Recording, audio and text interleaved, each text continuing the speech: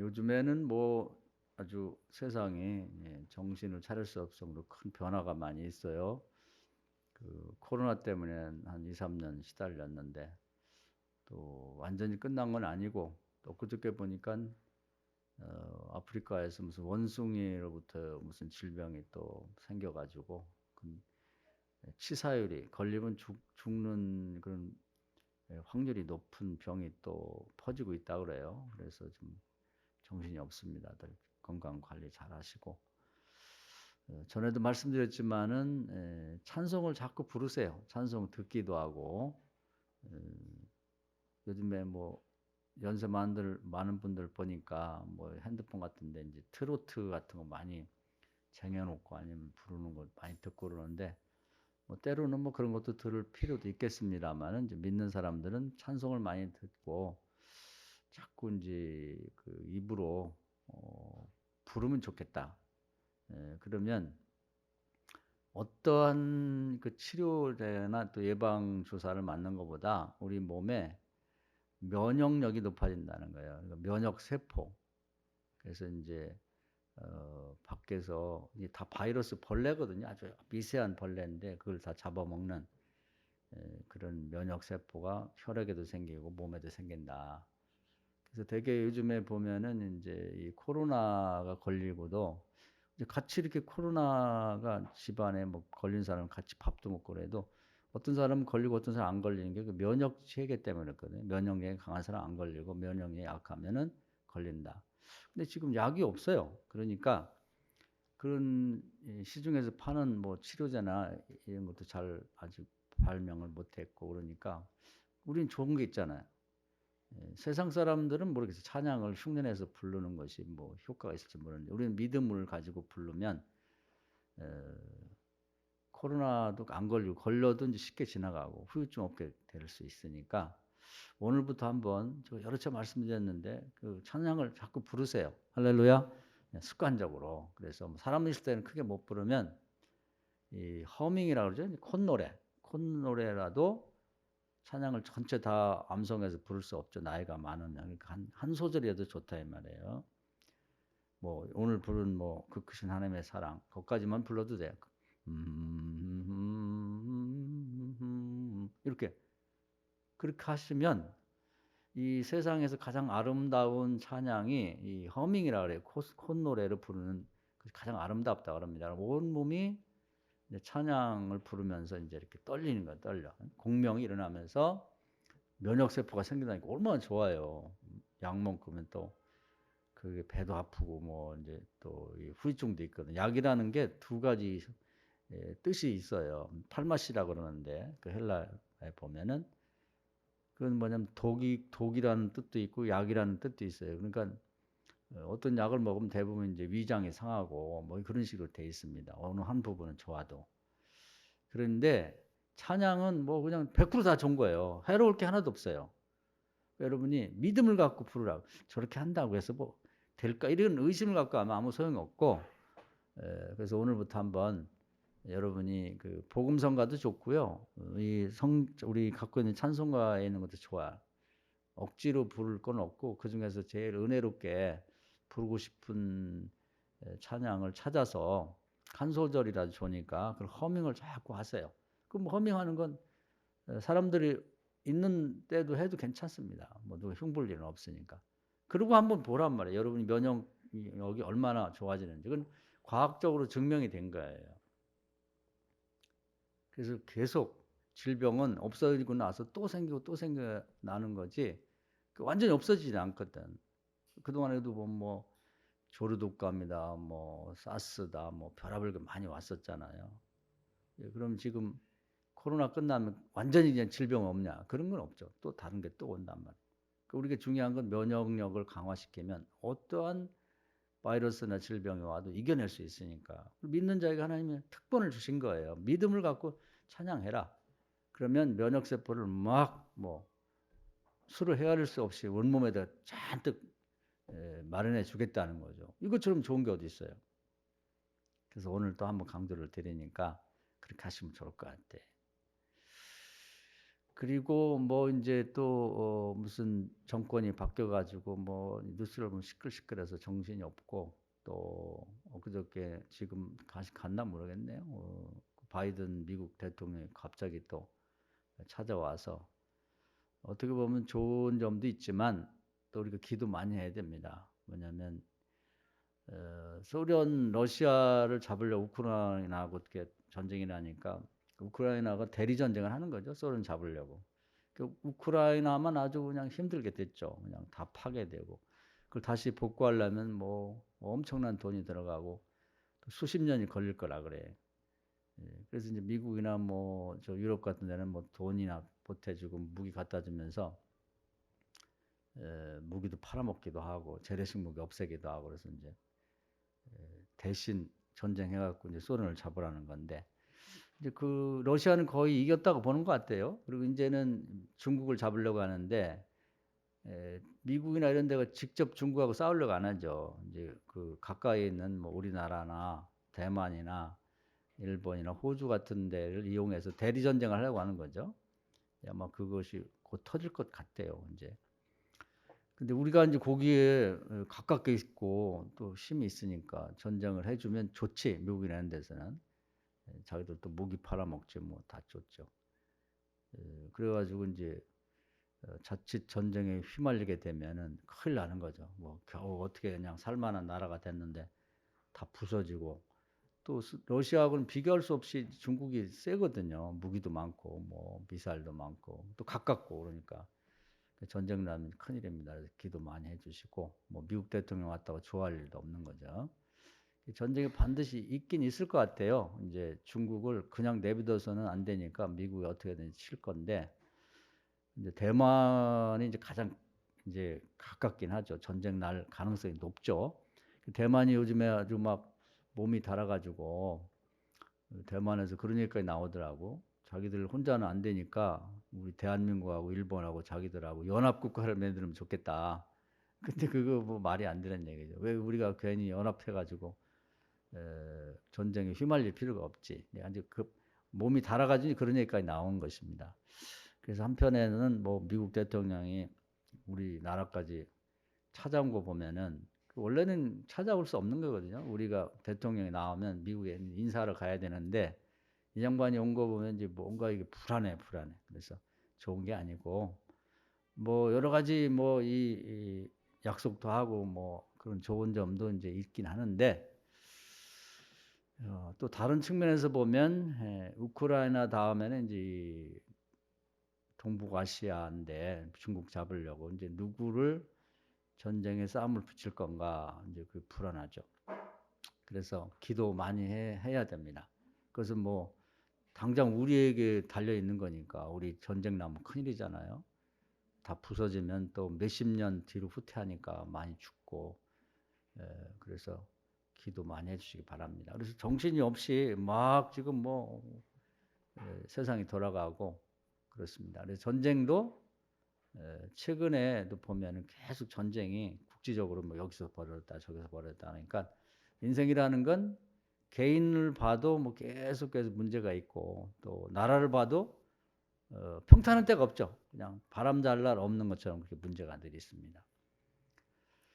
그러면 이런 불안한 세상을 살아가는 우리는 인제 '어떻게 하면 좋겠나.' 하는 거죠.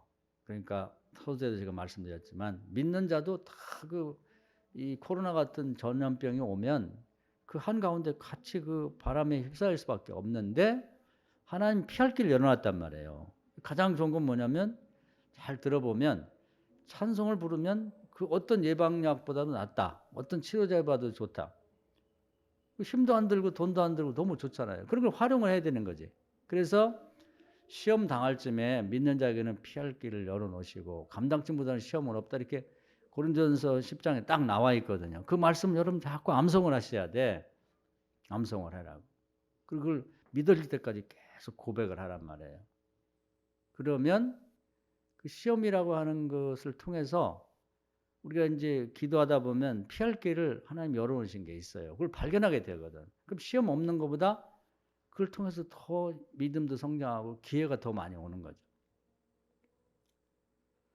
세상 사람들은 이제 이렇게 말합니다. 속담에 보면 "호랑이에게 물려가도 정신만 차리면 산다." 그런 말이 있는데 물론 정신 차리면 좀 유익하긴 하지만 살기는 어려워요. 가끔 또 살아나는 사람도 있을 수가 있지만 거의 불가능하거든. 그런데 이 우리 믿는 자에게는 말이죠. 그 다니엘을 보면은 그 거기는 인제 그 이 배고픈 사자 그 우리에다가 다니엘을 집어 던졌거든.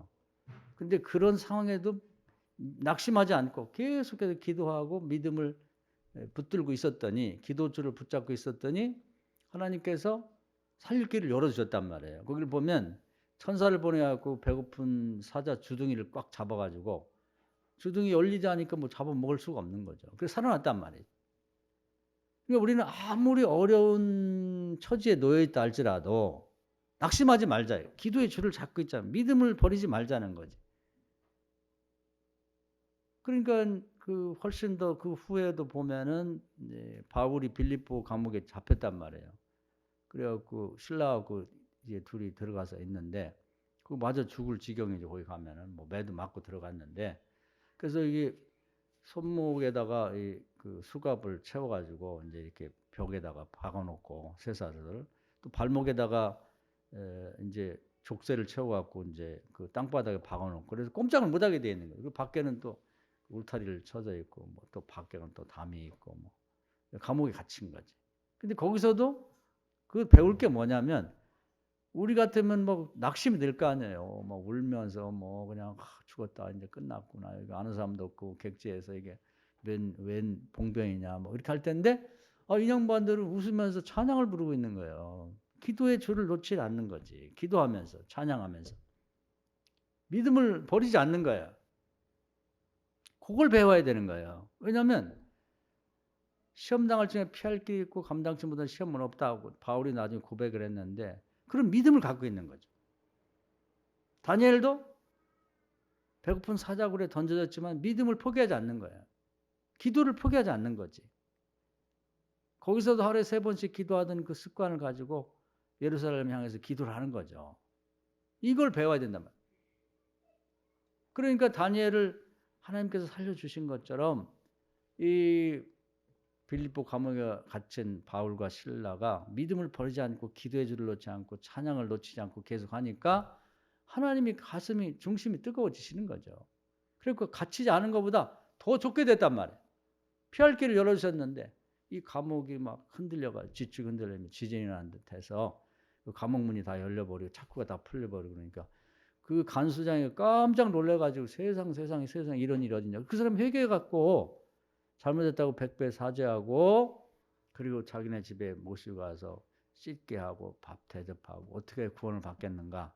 너 예수 믿어야 구원받는다. 믿습니다. 제가 믿겠습니다. 이렇게 됐고. 또 그 소문이 그 지역에 퍼지는 바람에 이 양반들 보통 사람들 아니다. 잘못 건드렸다는 큰일 난다. 그래가지고 이제 다 풀어졌단 말이에요. 그리고 이제 이 바울이 로마 시민권을 가진 사람인데 함부로 하면 안 되거든요. 근데 내가 로마 시민권을 가진 사람인데 그 로마 식민지였던 그 하급 관료들이 감히 나를 이런 짓이라고 재판도 안 하고 두드려 패고 감옥에 가두니까 어딨냐. 내가 가만두지 않겠더니 아우 정말 잘못했다고 마음껏 선교하시고 하시라고. 그래서 개척교회가 생긴 거예요. 감옥에 안 갇힌 것보다 갇힌 것이 훨씬 유익했다 이 말이지. 믿으시길 축원합니다. 국가적으로도 그렇고 여러분 개인도 그렇고 이제 어려움이 처하게 될 텐데 이때 믿음을 보여야 되는 거예요. 기도 줄을 놓지 말아야 돼. 믿음을 포기하지 말으라고. 찬양을 버리지 말라는 거지. 그럴수록 찬양하고 자기 힘이 드는 찬양을 찾아서 계속 허밍도 하고 소리 내서 찬양도 하고 듣기도 하고 계속 또 기도하고 누가 물을 때 여러분이 답변을 준비해야 되는 거예요. 믿음을 담은 답변. 죽었어요. 이렇게 하지 말고 여러분이 각자 요즘 교인들 기도하는 거 보면 잘 준비해서 기도해서 저도 기도 소리 들으면 은혜를 많이 받는데 그렇게 여러분이 말을 준비를 해야 되는 거예요. 그래서 그냥 하나님이 말을 시켜봐요. 근데 이제 예수님이 계시면 직접 물어볼 거예요. 이렇게 병든 사람 그래 어때? 내가 네 병을 고칠 줄 믿느냐? 아유 뭐 고쳤으면 좋지만 낫겠어요? 병원에서 안 낫는다는데 이렇게 말하면 그건 안 돼. 소용없어. 믿습니다. 주님이 고쳐줄 줄 믿습니다. 고쳐주세요. 이러면 그 믿음대로 되라 그런 얘기거든요. 근데 주님이 지금 이제 영적으로 하늘에서 활동하시니까 지금은 담임 목사를 통해서나 또 다른 사람을 같은 교인을 통해서 물어본다고. 그게 누가 물어보는 게 아니냐면 주님이 그 사람을 통해서 대신 물어보는 거예요. 그래서 베드로서에 보면은 미리 답변을 준비하라는 거지. 예수님 오면 난 답변 잘할 텐데. 예수님이 여러분 개인적으로 만나러 오겠어요? 뭐 사도 바울 같은 사람 만나러 온 일도 있지만, 아유, 주님이 어떻게 한 사람 한 사람 만나러 와? 그러니까 다양한 방법으로 물어본다는 말이에요. 그때 여러분이 내가 담임 목사가 묻든 아니면 같은 교인이 묻든 아니면 안 믿는 사람이 묻든 어떻게 요즘에 장사 잘 됐어요? 어떻게 사업 잘 됐어요? 어떻게 뭐 애들 취직 잘 됐나요? 애들 결혼할 아유 요즘 결혼이 되겠어요? 요즘 취직이 됩니까? 요즘 사업이 되나요?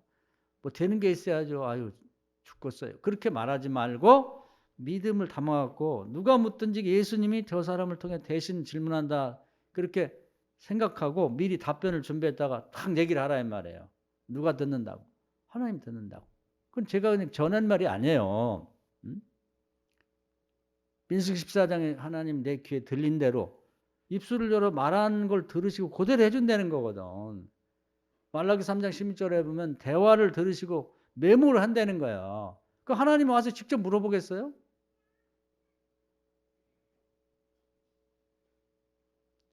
미리 준비를 하세요. 오늘 제가 두 가지 포인트를 두 가지 요점을 말씀드리는 거예요. 여러분 코로나 이제 무서워하지 말고 찬양 부르세요. 할렐루야. 순종을 하시라고. 그 다음에 어렵지. 어려워도 다니엘처럼 막 그렇게 배고픈 사자굴에 던질 정도는 아니잖아. 믿는 사람이 기도해야 돼요. 이 믿음을 놓치지 말아야 되지. 그냥 세상 속담만 알아가지고 호랑이 굴에 들어가도 정신만 차리면 살아. 요까지만 얘기하는 건 세상 사람들 중에 지혜 있는 사람이 하는 얘기고, 우리는 호랑이 굴에 들어가도 믿음을 놓치지 않고 기도줄을 놓치지 않으면 하나님이 살려줘. 요까지 얘기해 믿는 사람이라 이 말이에요. 할렐루야. 그런 걸 준비해 놓으라 이 말이지. 준비해 놓으라고. 오늘도 누군가 여러분이 주님을 대신해 물어볼 거예요. 어떻게 요즘 지내세요? 아, 죽겠어요. 이제는 굶어 죽게 생겼어요. 그런 얘기를 하나님이 체크를 하신다고 메모를 한단 말이에요. 너 아직도 고생 덜 했구나. 너 믿음이 그래갖고 되겠냐? 안 되거든. 마가복음 9장에 보면 그 아기가 그냥 귀신 들리고 말이죠. 벙어리 되고 이런 애를 데려왔을 때 할 수 있거든 좀 해주시고요. 뭐 할 수 없으면 내비두세요. 주님이 꾸중하셨죠. 그렇게 반신반의하는 믿음 갖고 뭘 네가 얻으려고 그래? 두 마음을 품었잖아. 이 양반이 잘했죠. 아유 저 믿음 없는 걸 불쌍히 해서 믿음 주십시오. 믿음을 주셔가지고 그 다음에 이제 그 아이를 치료해줬다 그 말이에요. 할렐루야. 우리 이걸 간직해야 된다. 이게 남의 얘기고 그냥 성경에 있는 옛날 얘기로 생각하면 안 돼. 현재의 우리에게 해당되는 말씀이라고. 그래서 우리가 성경에 보면 이제 그런 분들 그 얘기만 듣고 나서 저거 아는 얘기는 뭐 하냐고. 나의 얘기를 거기 겹쳐가지고 내 얘기로 삼아야 된다 이 말이에요. 그래서 오늘 찬양을 하나 선택해서 계속 부르고 다니시고 그럼 코로나 걱정 안 해도 돼요. 왔다가도 그냥 휙 가버려. 지금 여러분 문제 있을 때 주님 만나야 될 거 아니에요. 주님이 사람을 통해 만나주신다니까. 주님 오셨다고 딴 거 하는 게 아니라 물어본다는 말이에요. 믿음을 보는 거예요, 우리. 근데 꼭 주님이 직접 물어보셔야 되나? 그럼 주님을 직접 보면은 없는 얘기도 전할 수가 있는데 그냥 평범한 이웃이나 교인이나 뭐 담임 목사나 뭐 여러분 친구 교회 다니는 친구나 안 믿는 사람을 통해 물어보면 진짜 거기 자기 믿음이 나와. 하나님 그렇게 테스트를 해본다니까요. 그걸 위해서 여러분이 기도 제목 하나하나에 대해서 답변을 준비를 좀 하세요. 할렐루야. 네, 그걸 꼭 하라고. 그런 사람이 다 성공한 거예요. 그래서 고난이나 어려움 자체는 문제가 안 돼요. 오히려 야고보서에 보면 고난을 당하고 시험을 당하거든 기뻐하라 그랬거든. 이걸 하나님이 이 시험을 통해서 고난을 통해서 사람 신앙도 점검해 보시고 그걸 통해서 이렇게 신앙이 자라게 해주세요. 하나님 고난 이외에 다른 방법으로는 교인을 다루질 않는다. 이렇게 돼 있어요. 그러니까 축복받아 사람 변하는 사람 없어. 다 타락하지. 되게 교회 다니다 안 다니는 사람은 복 받고 난 다음에 안 다니는 거예요. 그 고난을 잘 이해를 해야 됩니다. 그 고난을. 그러니까 오늘은 이제 그런 이 말씀의 내용과 관련해서 구약에서 이제 다윗을 우리가 이제 하나님도 좋아하고 우리도 좋아하는 사람들이니까 다윗 얘기를 해보려고 그래요. 다윗이 고난을 많이 받았거든요. 지금은 그냥 뭐 아무 고난 없이 이렇게 훌륭하게 그 유명한 사람이 된 걸로 생각하는데 그렇지 않단 말이에요. 어릴 때 사무엘 선지자가 와가지고 8 형제 중에 네가 앞으로 왕이 될 거다 지명해줬거든. 지명.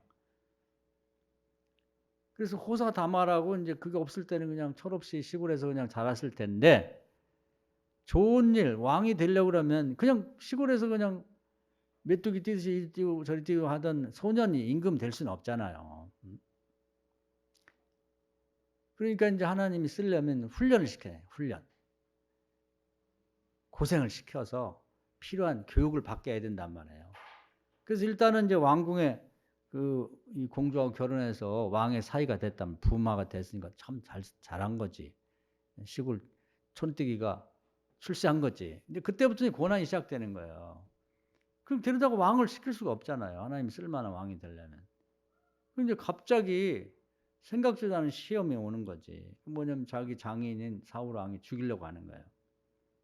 그래갖고 밥 먹는데 같이 밥 먹자고 뭐 밥상 밑에다가 이만한 단창을 갖고 있다 막 집어 던지고 3번이나 던졌어요. 그때 맞아 죽을 뻔 찔렸으면 죽는 거지. 하나님 피하게 하셔갖고 야 이거 장인이 나를 왜 죽이려고 하나. 겁이 나갖고 이제 도망칩니다. 도망쳐. 왕궁을 빠져서 혼자 도망 다닌 거지. 그때부터 이제 고난이 시작된 거예요. 그래서 어디로 가냐면 이제 그 자기 어릴 때 기름 부어준 라마 나요세 사무엘을 찾아간단 말이에요. 근데 그때까지는 그 시골에서 그냥 양 키우다가 갑자기 출세해갖고 왕궁에 와가지고 막 기분이 들떠갖고 뭐 축하도 많이 받았겠죠? 시골 촌떼기가 이렇게 출세해서 왕의 사이가 됐다. 기분이 너무 좋았지. 막 흥분해갖고. 이렇게 돼 있는 사람은 아무 쓸모가 없어요. 교만하고 오만하고 화려하고 사치스럽고 기분이 업돼갖고 막 하늘 높은지 모르고 돌아다니는 거 아무 쓸모가 없거든. 거품이 거품. 그래서 이제 왕궁에서 그 좋았던 생활은 그냥 며칠 하다가 쫓겨났지. 그래갖고 이제 사무엘한테 갔는데 그동안 사무엘을 잘 몰랐다고. 만날 기회도 없고 뭐 신분 지체가 나이도 많고 뭐 만날 길이 없잖아요.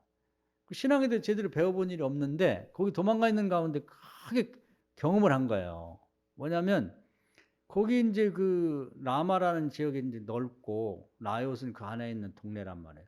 그 라마만 들어가도 이 가슴이 뜨거워지는 거예요. 사무엘이 평생 기도하면서 성령이 충만한 곳을 만들다 보니까 아니 세상에 이런 지역이 있나? 깜짝 놀란 거예요. 그래서 사무엘하고 이제 가서 먹고 자고 하면서 그 역사상 최고의 선지자라고는 사무엘의 그 일상생활을 경험한 거예요. 이분이 보니까 항상 말씀을 읽고 주야를 묵상하면서 일거수일투족을 말씀대로 하는 거지. 그걸 배운 거예요. 아, 신앙생활 이렇게 하는 거구나. 그 위대한 선지자의 생활을 직접 체험하는 거지, 체험해. 그리고 기도를 얼마나 쉬지 않고 하는지 그 지역을 성령이 충만한 은혜로운 지역 자체를 만들었고 얼마나 대단한지 사울이 이제 다윗을 잡아 죽이려고 특공대를 보냈는데 거기 오면 은혜를 받고 변화되어 가는 거예요. 나중에 사울왕까지 와서 은혜 받고 가는 거지. 야, 세상 이게 가능하구나. 아니 기도해서 하나님 은혜로 이렇게 동네와 지역 자체가 변화될 수 있네. 그걸 깨달은 거예요. 그렇다면 왕궁도 그렇게 할 수 있는 거고 뭐 사업을 하는 사람 자기 그 사업하는 공장이나 일터 회사도 그렇게 만들 수 있는 거 아니에요. 그건 말로만 듣는 거하고 실제 체험하는 거 다른 건 옆에서 봤거든. 그래서 선지자의 삶, 믿음으로 산다는 거, 성령이 충만한 가운데 산다는 것을 체험하게 된 거예요. 그러니까 영적인 학습을 한 거지. 그래서 아무 고난이 없었더라면은 왕궁에 살았으면 그걸 어떻게 경험하겠어요? 고난이 내모는 바람에 거기 가서 체험 학습을 한 거지. 다윗에게 있어서 일생에 가장 큰 경험이었을 거예요. 그 경험이. 그러고서 이제 그 위대한 선지자하고 친해진 거야. 어릴 때 가서 기름도 부었지만 서로 모르고 지냈죠. 뭐 그냥 거의 잊어버리다시피 만날 일이 없었으니까. 근데 거기 와서 피신해서 있는 바람에 그냥 자기가 앞으로 왕이 될 사람, 기름 부은 사람이니까 보호를 하고, 또 뭐 사무엘이라는 사람이 무슨 힘은 없잖아요. 무슨 군인을 갖고 있는 것도 아니고. 그러니까 하나님의 군대 요청해서 그 보이지 않지만 그 지역을 에워싸고 함부로 못하게 하고, 성령이 그냥 그 지역을 아주 강하게 역사하는 충만한 곳을 만드니까, 이야, 세상에 이게 가능하구나. 이런 일이 가능하고. 그 출애굽기 시대 뭐 성령이 그냥 이스라엘 백성을 감싸고 다니는 건 이해가 됐지만, 그 시대하고 지금 시대가 굉장히 많이 떨어져 있거든요. 오랜 세월이 흘렀는데도 아니 이게 가능하네? 그걸 경험한 거네. 우리도 이제 이런 걸 배워야 되는 거예요. 어려움을 통해서 내가 하는 사업체나 뭐 아니면 사무실이나 뭐 공장이나 뭐 학교가 됐든 뭐가 다 괜찮아요. 성령이 충만하면 거기서 다 되는 거예요. 다 돼. 이게 지금도 가능하다는 거죠. 그래서 큰 경험을 하고 이제 이 정도면 됐다 싶을 때 하나님이 또 이제 다음 단계로 가야죠. 그러니까 우리 믿음을 보면 하나님이 사람을 쓰려고 훈련시키는 게 아주 철저하시단 말이에요. 그냥 쓰질 않아요. 신앙적인 체험을 했다. 고난이 안 했으면은 이 과정을 글로 가질 않지. 누가 가겠어요, 알아서. 그 시골에.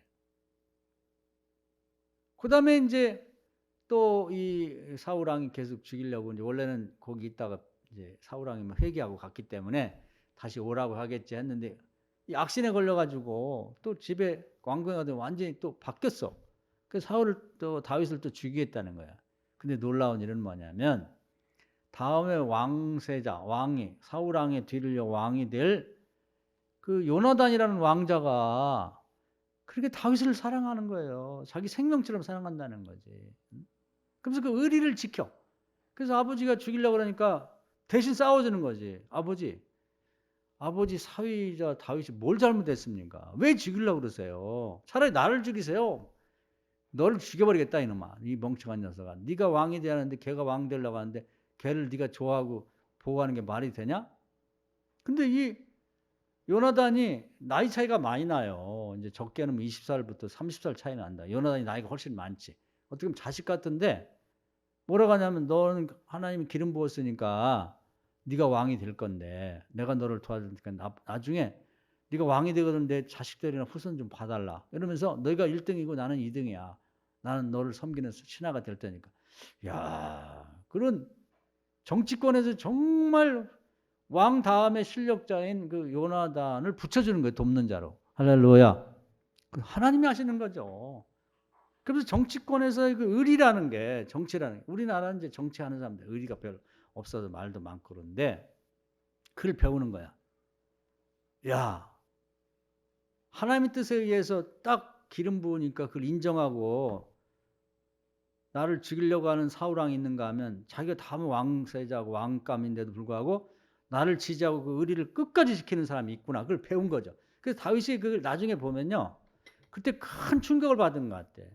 그래서 자기가 데리고 다니는 사람들 그 600명 나중에 이제 뭐 자기에게 찾아오고 그랬는데 한 명도 집에 돌려보낸 일이 없어요. 그리고 나중에 뭐 요압인 이런 그 장군들이 잘못된 일이 있지만 절대 죽이질 않았어요. 그건 뭐 누구한테 배웠냐면 요나단한테 배운 거예요. 요나단. 끝까지 품고 갑니다. 하나도 자기 밑에 있는 사람을 처단한 일이 없다고. 정치판이 썩었다 뭐 이런 말도 많지만 요나단 같은 사람에게서 큰 깨달음을 얻은 거야. 야, 이런 분도 있구나. 나 이렇게 정치해야겠다. 그 정말 우리는 뭐 다윗과 요나단 뭐 무슨 복음상가 부르는 그런 이제 뭐 팀도 있고 그런데 이제 그것만 이름만 알면 안 돼요. 다윗이 그 사람을 통해서 뭘 배웠느냐.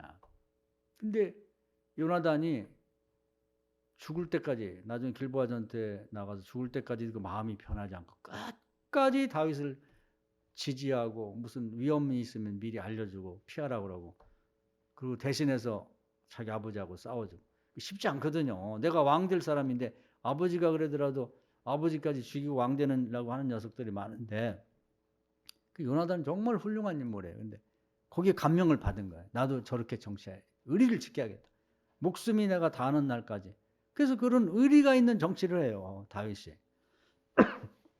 그럼 그냥 자기가 머릿속 상상해서가 아니라 요나단에게 큰 영향을 받은 거죠.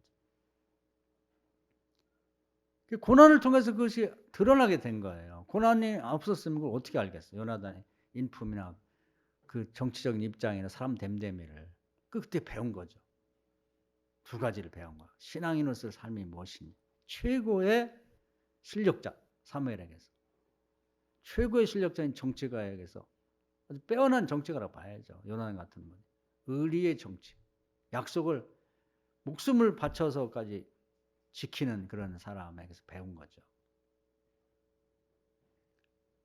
그런 다음에는 이제 그 롭당으로 또 도망가게 되는데 롭당에 이제 제사장들이 있죠. 근데 그 도와주면 다윗을 도와주면 죽인다고 그랬는데 그 제사장들이 무슨 얘기냐 기도해보고 자기들이 먹는 떡도 주고 무기도 주면서 다윗을 지지해주면서 그 자기 편이 되죠. 같이 지내면서 다윗의 사람 됨됨이를 이해하고 그래서 제사장과의 짧지만 같이 이 동락하면서 그 경험을 쌓게 되면서 제사장을 이해하게 됩니다. 그리고 이제 그때 이 제사 제도라든지 성막 같은 게 다 무너진 것을 경험하면서 그 마음에 내가 앞으로 왕이 되면 머릿속에 계속 구상하고 다니는 거예요. 무너진 성막을 어떻게 다시 재건하고. 그때 이제 그 법궤도 길리안 여아람이라고 시골에 방치되어 있었거든요.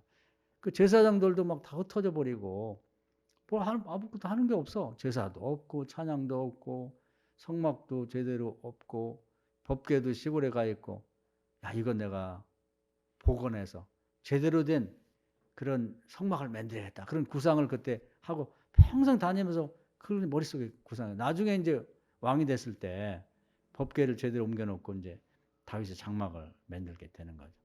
그러니까 뭐 그때의 경험이 그 앞으로 성막을 재건하고 성전을 짓는데 그 큰 경험이 됐죠. 그렇게 하겠다는 결심을 하게 된 계기가 됐단 말이에요.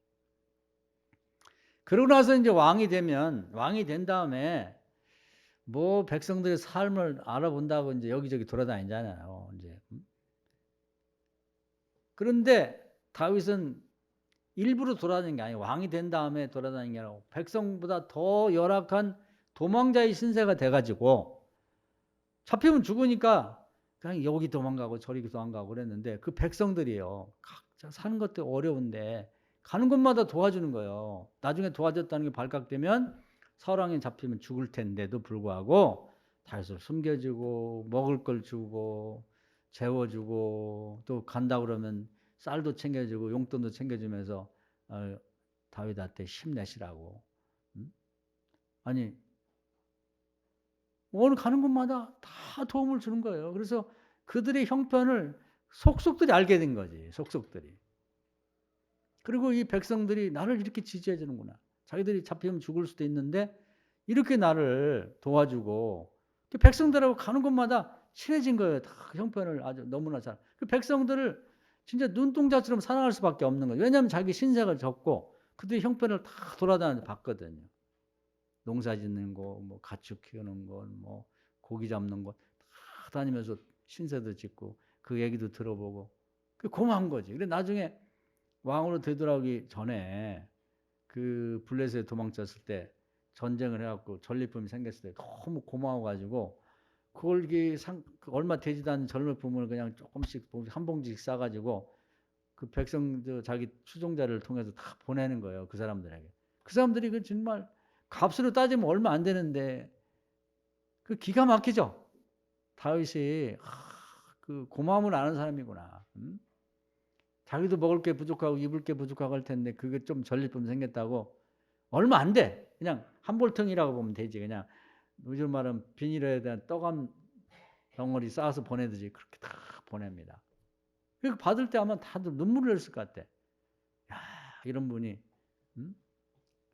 왕이 되셔야지. 그 대목을 보면 진짜 울컥하는 마음이 들어요. 읽는 사람도. 야, 백성들도 고맙지만 다윗이 사람 됨됨이가 뭐 이런 사람이 왕 되면 뭐 더 바랄 게 없지. 진심에서 그런 거야. 그 전국 방방곡곡을 이 고난 때문에 시험 때문에 돌아다니면서 그 백성들의 형편을 아주 속속들이 다 알게 되고 그들의 도움을 받게 된 거예요. 그 다윗이 뭐 너무너무 고마운 거죠. 자기들이 잘못하면 피해 당할 수 있는데도 불구하고. 그리고 더 이상 못 견뎌서 이제 다윗을 막 혼자 다니기도 어려운데 막 이렇게 한 명씩 모여가 나중에 600명이 됐는데 여왕벌이 있으면 그 주변에 별들이 막 이렇게 달라붙어 것처럼 분봉하듯이 그렇게 같이 다닌 거예요. 근데 힘은 들었지. 숨기도 어렵고. 근데 그들이 같이 다윗과 돌아다니면서 고난당하고 고생하면서 말이죠. 그 신앙도 잘하고 인격도 잘하고 하나가 된 거예요, 그게. 나중에 정부가 들어섰을 때 그들이 다 같은 지지자가 된 거예요, 지지자가. 이 정부 요직에 다 앉으니까 좀 목숨을 정말 잃을 수도 있는 상황을 같이 경험해서 다니다 보니까 그 의리로 뭉치고 또 다윗이 그동안 같이 다니면서 사람 됨됨이를 다 아는 거예요. 어려울 때 보면 사람이 다 드러나거든. 좋을 때는 몰라요. 근데 욕심 많은 사람, 자기밖에 모르는 사람, 못된 사람, 뭐 그런 사람을 다 600명을 파악하니까 그 중에 쓸만한 사람 딱 추리니까 요즘 말하면 뭐 장관도 시키고 뭐 다 무슨 지역 책임자 뭐 도지사 이런 거 시켜도 다 할 수 있는 사람 딱 파악이 됐으니까 그 20년을 돌아다니며 봤는지 모르겠어요. 그러니까 가만히 보면 고난이라는 게 믿는 자에게서는 왜 고난이 시험이 유익하냐면 피할 길은 다 있어요. 근데 그걸 통해서 성장하는 거예요. 학습을 하는 거예요. 체험을 하는 거예요. 훈련 받는 거죠. 훈련. 그 나중에 어디까지 가냐면 사울 왕이 계속 쫓아다니니까 국경을 넘어서 이제 블레셋까지 도망갔단 말이에요. 블레셋 당시 아기스 왕인데 이제 처음에는 뭐 겁을 냈는데 자기네는 그 옛날에 골리앗 죽인 자가 왔으니까 가만히 지내보니까 아무것도 아니야. 평범한 사람이고 약간 바보 같아. 일부러 바보 짓을 했어요. 다윗이. 그러니까 이제 마음 턱 놓고 뭐 자기네 나라 이제 곳곳에 돌아다녀도 내버려둬. 그래서 이제 같이 전쟁하자 그래갖고 이제 이스라엘을 치러 올 때 같이 가자고 했는데 그래서 그 군대 상황도 다 파악을 했죠. 근데 이제 전쟁을 오다가 그 이제 하나님이 또 말리신 거지. 그 블레셋 장군 하나에게 아니 다윗을 어떻게 믿냐? 우리 같이 전쟁 나갔다가 앞에는 사울 군대가 있고 뒤에서는 다윗이 중간에서 같이 쳐버리면 양동 작전은 우리가 다 죽는데 뭘 믿고 다윗을 데리고 가냐? 이 사람이 보통 사람이냐? 어떻게 사람이 10길을 물수 많지만 한 길 사람 속을 모른다는데 어떻게 믿고 가냐? 그러니까 아기스 왕도 그것도 그러네. 그래서 집으로 가라. 그래갖고 이제 시글락 성에 가서 머물렀는데 그때 이제 블레셋의 그 풍속이나 그 지형이나 뭐 군대 상황이나 다 파악을 했죠. 나중에 이제 평생 싸워야 될 블레셋을 그때 다 파악한 거예요. 의도를 갖고. 그러니까 고난받아서 다른 나라 쫓겨난 것도 나중에 보니까 다 합력해서 선을 이루고 하나님이 훈련시켰단 말이에요. 할렐루야. 여러분에게 닥친 어떤 어려움 지금 당하는 것은 여러분 죽으라는 게 아니다 이 말이에요. 이것보다 여기서 믿음을 시험해보고 우리가 믿음을 잃지 않고 기도줄을 놓지 않고 신앙 고백을 놓지 않으면 하나님이 그 다음 단계로 여러분을 성숙시키시고 더 좋은 데로 인도하려고 한다 이 말이에요. 승진시키고 더 좋은 과정으로 인도하려고. 할렐루야. 이걸 믿으란 말이에요. 이걸. 응? 그래서 하나님 볼 때 이제 계획이 다 끝났어요. 그 정도면 충분히 교육 받은 것 같잖아요. 훈련 더 받을 필요가 없다고. 20년을 교육받는 힘들었겠지. 훈련은 다 힘들어요. 학교 다닐 때 힘들잖아.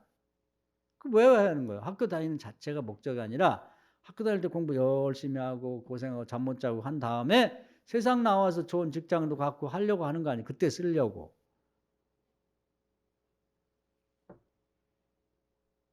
걸쭉. 그러니 지금 제가 드린 말씀을 언뜻 들어봐도 기간도 20년이면 되고 그리고 훈련 과정도 충분히 꼭 왕노릇 하는데 필요할 만큼 이제 훈련이 다 받아갖고 마지막에 이제 졸업이 하게 되는데, 그때 이제 하나님 자리를 만든다니까.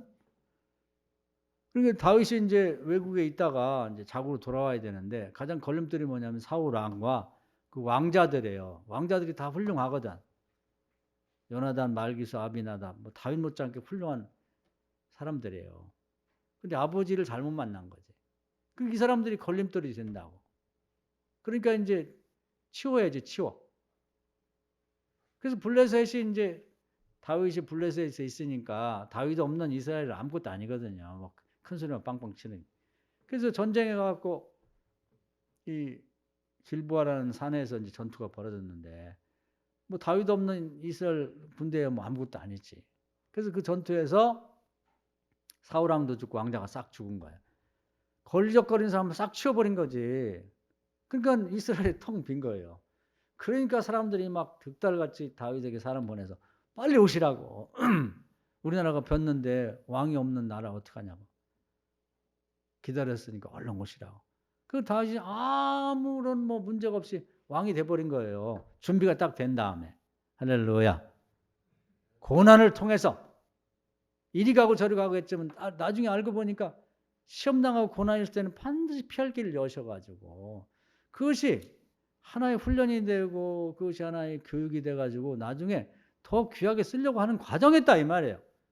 그럼 다윗만 그러냐? 그게 아니다. 우리도 마찬가지라 그 말이죠. 오늘 한번 제가 몇 가지 과제를 오늘 드리는데 좀 어려우니까 드리는 거예요. 찬송하라는 거. 답변을 준비하라는 거. 그 지난 날을 한번 오늘 이제 시간 내서 가족들하고 보내지만 잠깐 자기 전에든지 한번 이번 주는 생각을 해보세요. 여러분들 여기까지 오시는데 살아온 동안에 여러 가지 어려움이 있었잖아요. 어려움 없는 사람 없어. 다 어려움 겪었다고. 저만 해도 교통사고로도 3번 죽을 뻔했어요. 지난 가을, 초겨울까지 따지면은. 그래서 여기까지 살아오는 동안에 죽을 고비를 많이 넘겼는데 여러분도 그런 고비가 있을 거예요. 병도 걸릴 수 있고 사고도 날 수가 있고 뭐 일이 뭐 중단될 수도 있고 뭐 가족이 뭐 잘못 다 있거든. 근데 따지고 보면 생각 안 해서 그렇지 그때마다 하나님이 돕는 자를 붙이더니 피할 길을 열어서 여기까지 오신 거야. 할렐루야. 그걸 생각해보라 이 말. 생각해보라. 응? 다윗의 인생은 다윗의 인생이지만 우리도 과거를 돌아보면 그런 어려움이 있었는데 그때마다 생각 안 해서 그렇지 하나님이 피할 길을 여시고 잡아주시고 그때 또 돕는 자를 붙여주시고 기회를 만들어줬다니까.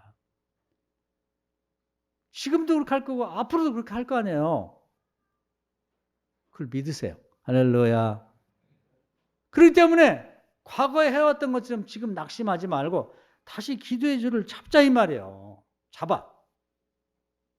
정신만 똑바로 해서 되는 게 아니고 그건 세상 사람 속담 얘기고 세상 사람 중에 현명한 사람이지. 그러나 우리는 그보다 단계가 더 높은 믿는 사람이니까 어려울 때도 하나님이 피할 길을 여신다. 내가 감당치 못할 시험은 없다.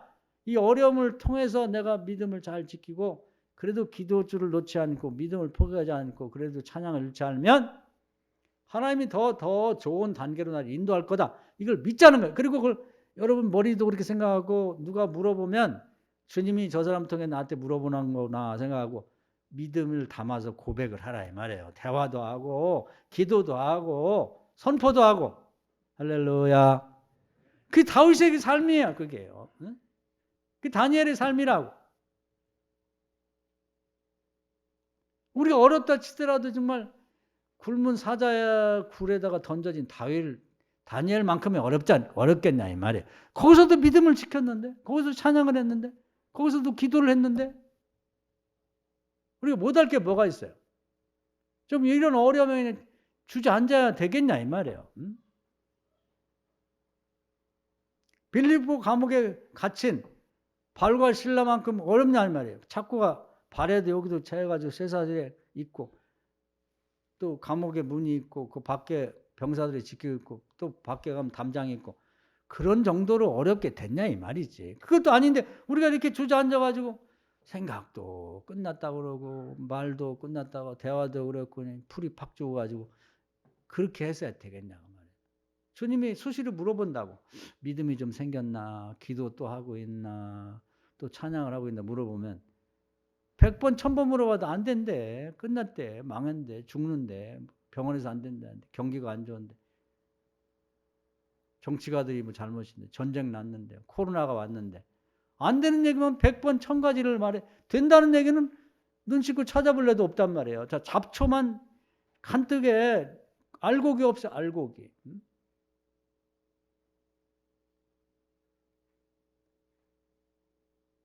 여러분이 누구를 통해서 주님이 테스트를 해보시든 간에 답변을 준비하세요. 할렐루야. 기도의 줄을 놓지 말자고. 우리 하나님이 돌아가셨나?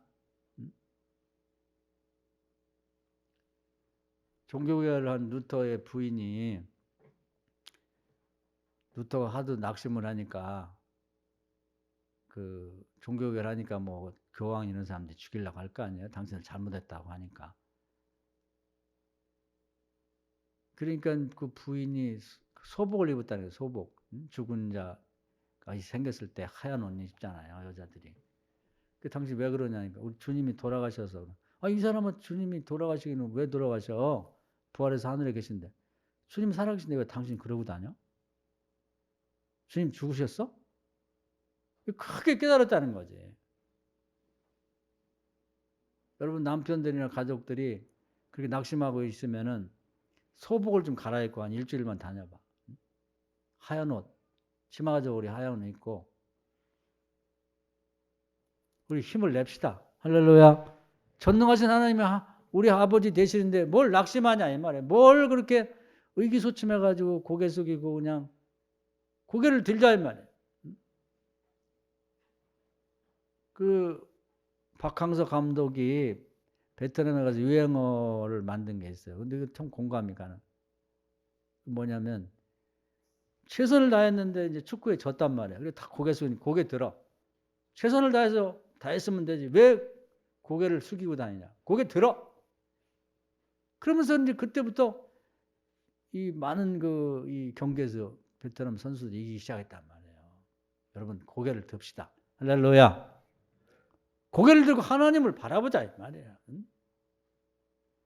기도줄을 놓지 말자고. 믿음을 버리지 말자고. 100번 1000번 물어봐도 기도를 하든 답변을 하든 믿음을 심어가지고 정말 내가 되고 싶은 것을 말하라 이 말이에요.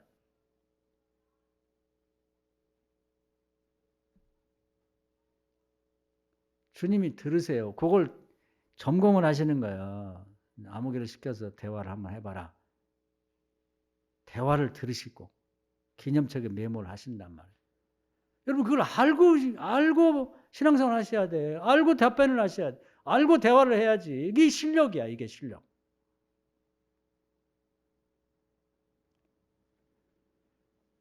기도할 때도 믿음을 담아서 정말 여러분이 원하는 걸 얘기를 해요. 딴소리 하지 말고 눈을 뜨고 싶으면 태어날부터 눈을 멀어서 태어났더라도 주님이 내가 너한테 뭘 해주거나 눈 뜨기 원합니다. 그렇게 얘기를 하라고. 쓸데없는 얘기 뭐 병원 가니까 뭐 녹내장은 안 되고요. 뭐 어쩌고 저쩌고 뭐 늦었고요. 뭐 귀가 소리가 나는데 한 달 지나면 안 된대요. 평생 친구 삼아서. 아 그거 누가 하는 얘기고 그건 의사가 하는 얘기잖아. 그런 얘기를 뭐 하려고 얘기해 주님은. 의사 중 의사인데 그냥 귀가 잘 들리게 해달라고 하란 말이에요. 할렐루야. 일자리가 필요하면 취직하게 해달라 그래. 어디 대학에 들어가고 싶으면 달라 그래요.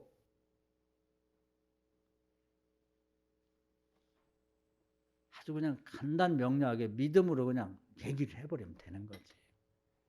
예수님 만난 사람은 다 그렇게 응답받았어. 사랑하는 여러분.